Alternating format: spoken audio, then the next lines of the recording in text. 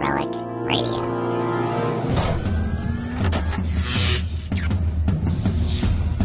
This is Relic Radio Sci-Fi, old-time radio, science fiction stories from relicradio.com.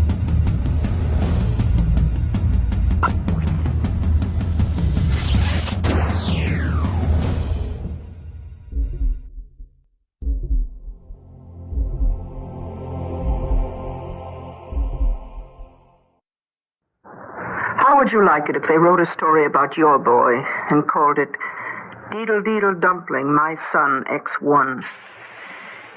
It's all so dreadful that I don't want to believe it. And I don't want to talk about it anymore. But you can hear it for yourself on Theater 5. Deedle Deedle Dumpling, My Son, X1.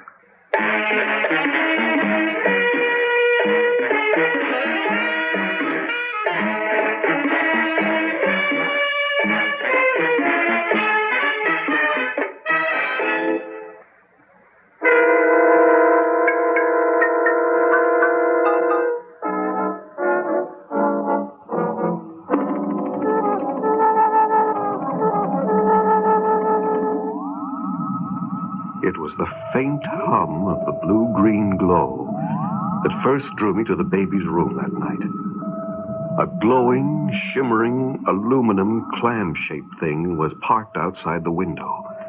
It had reached into the room with long metallic arms that had lifted the child up, turning it slowly as the creatures transformed it. They weren't much bigger than ants, and glowed in the darkness of the room, making luminescent trails between the sleeping child and their mothership. And I could see it was already too late. I could see the spidery glimmer of aluminum framework, the glint of chrome motors and gears, and the electronic tangle of wires and work lights winking inside the child's body. During the night, they had transformed my sleeping son into a complex machine, a space station hidden under human form. And it was then I started screaming. It was then they said that I had lost my mind.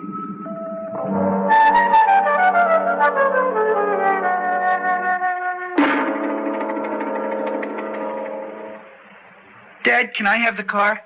Now, Johnny?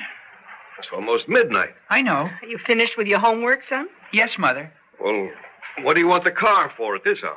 To get a hamburger. Get a hamburger? If you're hungry, why don't you get something to eat from the kitchen? Well, it isn't just that.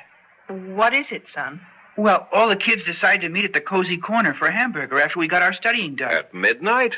Yeah, we thought it would be fun to do after we got through studying. Well, the Cozy Corner's way out on the other side of town. I know. That's why I need the car. I'm afraid not, son. What? I said I'm afraid not. But why not? Well, the other kids are going to be there. Their dads are going to let them take their cars. Well, I don't care what the other kids' fathers are going to do. I don't feel that letting a 17-year-old boy drive all the way across town at midnight for a hamburger is a reasonable request. Especially when tomorrow's a school day, and especially not on the spur of the moment like this. But all the other kids are going to be there. Well, you're going to have to resign yourself to the fact that all the other kids are going to be a lot of places that you're not going to be. Oh, Mother. John, I don't think it would hurt. Just this once. All the other kids will be there. I don't care what all the other kids are doing. Paul, I think it's important that John be with the other children as much as possible. Well, so do I. I don't think a teenager driving around at midnight is normal behavior. Well, the other kids do. I don't care what all the other kids do. I don't think Johnny's request is unreasonable. I do. Whatever you may think, I believe you have to deal with it in a rational manner. I am being rational. And stop raising your voice. I am not raising my voice. Oh, please, Dad. No, no, no. How many times do I have to say it before the word becomes clear around here? What's that? What's what? Don't you hear it? Hear what? I don't hear anything. Paul, sit down. You look as white as a sheet.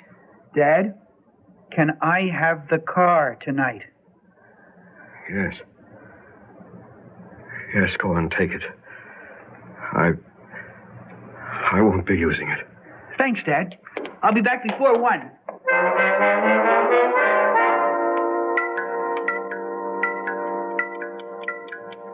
Oh. Paul? Paul, where are you? Shh. Over by the window. What are you doing over there? Go back to bed. He's out there. Who? Our son, John.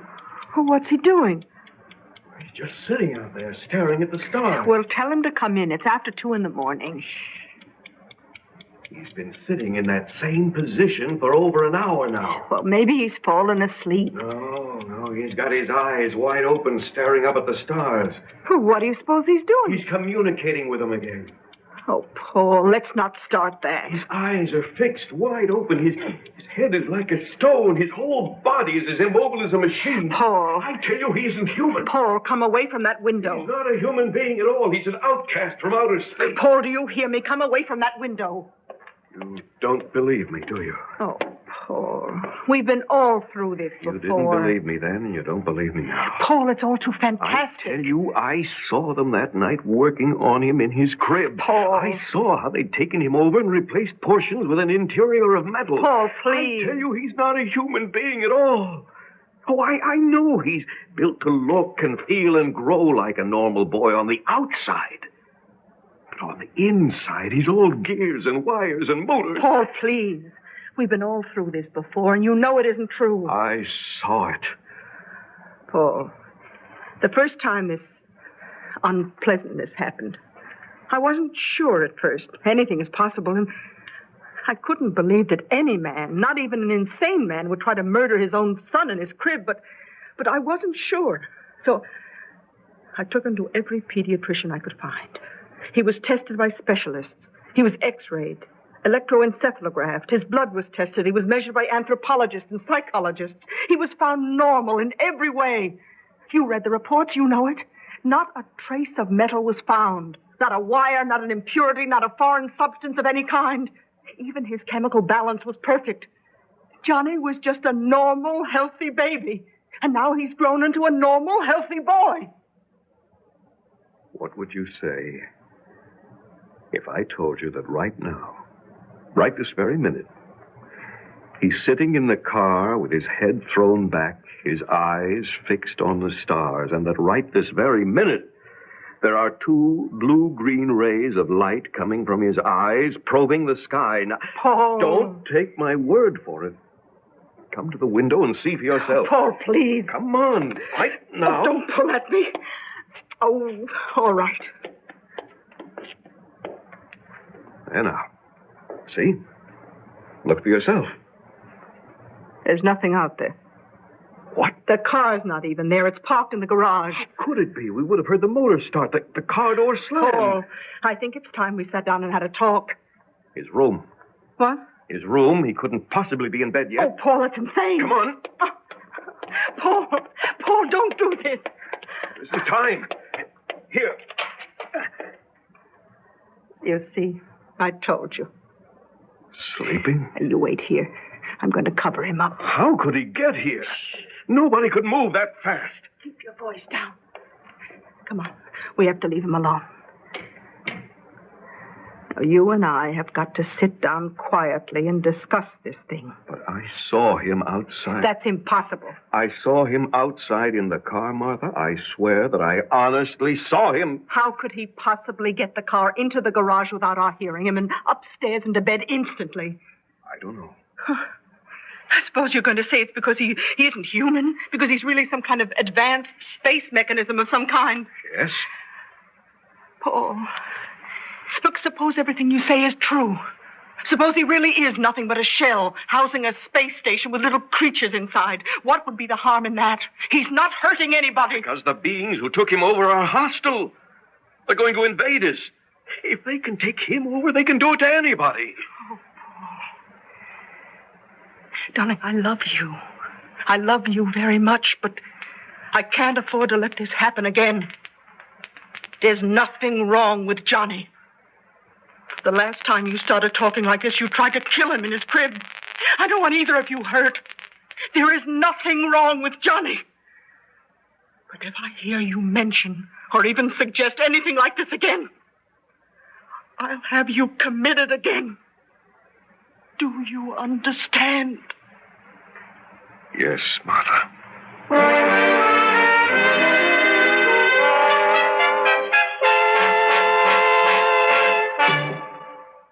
We'll return to our drama right after this message.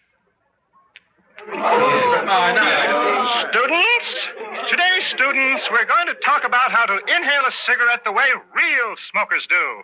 Now, watch me closely. Oh, that's good. Now, I hope you noticed I took a deep drag. When you take a shallow drag, you get some of the benefits. Yellow teeth, bad breath, and stained fingers, for instance. But you're not giving yourself the real wallop. Why, a dedicated beginner inhaling properly and sticking at it can make himself sick to his stomach all day and acquire a blinding headache on top of it.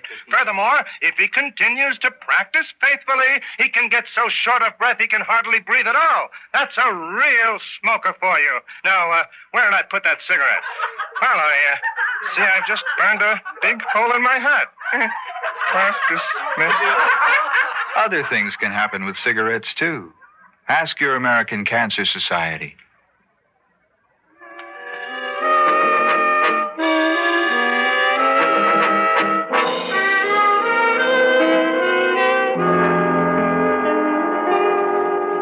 Good morning, dear. You're late. You won't have time for breakfast. It's all right. All I want is a cup of coffee this morning. Hey, Dad, you going to have time to drive me to school? Drive you to school? It's only 10 blocks. Why can't you walk? When I was your age, I know. You used to walk 3 miles to school both ways. Young man, I will not tolerate rudeness. Paul, John didn't mean it the way it sounded, did you, John? No, Mother. Johnny knows it's out of your way to take him to school, but he's late this morning. If he got up earlier, he wouldn't be late. Paul. I'm sorry. Gee, if I had a car of my own, it wouldn't be any problem at all. Well, now that's strictly out of the question. But all the other kids have cars. I don't care if all the other kids are tattooing their faces green this year. A car of your own is out of the question. Paul, what is the matter with you this morning? Just because you don't want Johnny to have a car is no reason for you to lose your temper. You have to keep better control of yourself. I don't know what's wrong with me this morning. Come on, Johnny boy, we're late. On the way out to the car, I tried to get my feelings under control. He seemed so normal that I couldn't believe what I had seen the night before. But I had seen it. Or had I? Maybe I was losing my mind. You know, Jimmy Martin's dad is getting him a 1954 Super Convertible. I've always admired Jimmy Martin's dad myself. And Billy Hodges is getting a 1959 Jeep. Where's he getting the money? His mother gave him $200 for his birthday. He's got to earn the rest. Good for him. Wish somebody would give me $200 for my birthday. If I earn the money myself, can I have a car? No. Why not? Because it's been statistically proven that when a teenager gets a car, his grades automatically go down. But I need it for my work. What work? You know, I heard you and Mother talking last night. Well, could you? Your door was closed. We were in our room. I think you'd better turn left here. We have some things to discuss. Well, I have to get to work. You're not going to work today. Don't tell me what I am and am not going to do. Before my eyes, a strange thing happened to my son, John. All his natural motion stopped, and his head turned toward me like a heavy machine rotating on its own axis. His eyes became fixed and glazed and gave off a blue-green glow. His jaw and mouth moved. His voice spoke, but the words he used were not his own. Good morning, Mr. Ambler. May I extend my congratulations on your powers of deduction. Who are you? Explix Ion, Officer Commanding Space Outpost X1 at your service, sir. Please keep your eyes on your driving. It would not be expedient to have an automobile accident at this time. You can see me? Oh, yes, perfectly well. We are standing behind the windows of your son's eyes. They make excellent direct observation points and are convenient to our center of operational control, which is located in what used to be the area for your son's brain. Then you have built a space station inside him. He is a space station. What you see of your your son is only a thin plexoid that to you looks and feels like skin. It is difficult to maintain temperature differences and reproduce sweat gland activity, but not impossible. But John has always looked and moved and felt like a real boy. There's been nothing mechanical about him. You forget. The technology of our society is light years in advance of yours. We can build a computer that will duplicate the movements and reactions of any animal in the universe and still be small enough to fit inside the package of cigarettes in your shirt pocket. Strangely, our biggest problem has been how to deal with the large amounts of animal and vegetable material you people take in every day. You Homo sapiens have a most inefficient system for obtaining energy. What is it like in there? We have a complete self-supporting space system. We have our own factories, defense units, life support systems, and other facilities. There are 2,000 of us in here now. Everything is highly compartmentalized and efficient. However, we did not decide to reveal ourselves to you just to discuss the makeup of our space station. Why did you reveal your presence? Because you're the only one who knows of our existence. You stumbled onto it quite by accident, but you acted rashly, and your society took steps which removed you from us. This gave us time to organize our station and learn to make it grow at the same rate as normal human growth. The same rate of growth your son would normally have had. But the tests... It is not hard to manipulate the crude instrumentations of measurements that you have here on Earth. But why tell me? Because you were the only one wise enough to see the direction of our plan. The invasion. The planet we come from is old and worn out. Yours is the first one we found that duplicates its original conditions exactly. Unfortunately, it is already dominated by you semi-intelligent Earth creatures. If your technology is so far superior to ours, why don't you just wipe us out and take over? Because you have one element that we are extremely vulnerable to. We cannot reveal ourselves until we are ready to operate in strength. Until that time, we will bore from within. Your son's form was the first human we took over. You or your wife will be next. Within 10 years, we will have infiltrated half the human population. At that time, we will destroy the remaining half, discard these confining shells, and build our own world. You say we have something that can destroy you? Yes. What? The atomic bomb? Oh, no. Something far more elemental than that. What would it be? Fire? Water? If I told you you could destroy us single-handed, and we couldn't have that, could we? No. We reveal ourselves to you now because you already know of our existence. You were scheduled to be the host for the second pioneer group, which arrives tonight. But if you wish, we can take your wife's body just as well. Why do you offer me this choice? Because it occurred to us it might be valuable to have a free agent in the enemy camp. Suppose I told others about you. Nobody would believe you, with your history of insanity. What would I gain from this? Your life, for the length of its natural span. Even after everyone else were killed off? If you wish. I would live the rest of my life with a wife and son that were nothing but empty shells? You'd never know the difference. We're extremely resourceful. I let him talk. He was right. No one would believe me. If I tried to kill him and succeeded, I would be put away. If I tried to kill him and failed, he would find a way to kill me. Either way, I would lose. And after tonight, after Martha, there'd be nothing left. It was extremely clever of us. In order to overthrow a dominant species, you have to learn its weaknesses unobtrusively. We did it by taking over the body of one of its helpless young. That way, our unlettered computers could learn everything the way a child learns, step by step, by trial and error. Unfortunately, the learning process is unbelievably slow in you Earth creatures. 17 years is a long time. I thought you might like to go for a ride. You don't think you can destroy us, do you? It would be worth a try. But you can't destroy us. Then you have nothing to lose. But what are you going to do? See that gasoline truck ahead? Gasoline? We're going to ram it. Head on. No. Goodbye, X1. No.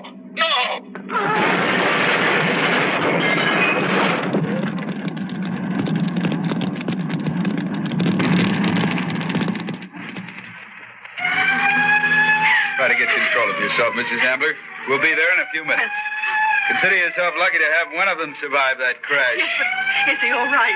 He isn't burned or Not a anything. scratch on him. It's miraculous. He must have been thrown clear of the car, away from the fire. But will I be able to talk to him? Oh, I don't know if he's conscious. The doctor says he's suffering from shock. Here we are. All right. Let her through. Please. Oh, darling. Oh, my darling. Are you all right? It's all right. I'm here. I'll take care of you. Can you hear me? Can you answer me? Hi, Mom. What's new?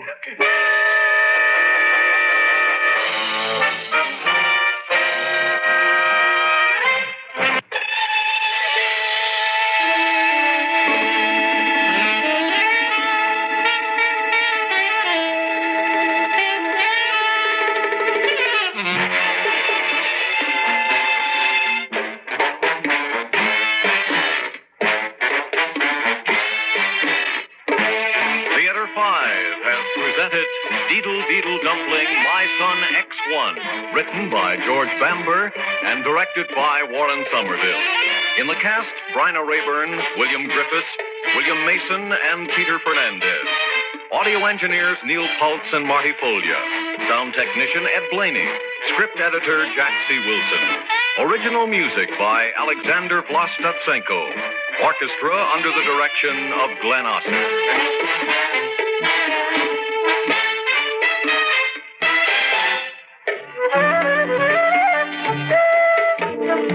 Executive producer for Theater 5, Edward A. Byron. We invite your comments. Write to Theater 5, New York 23, New York.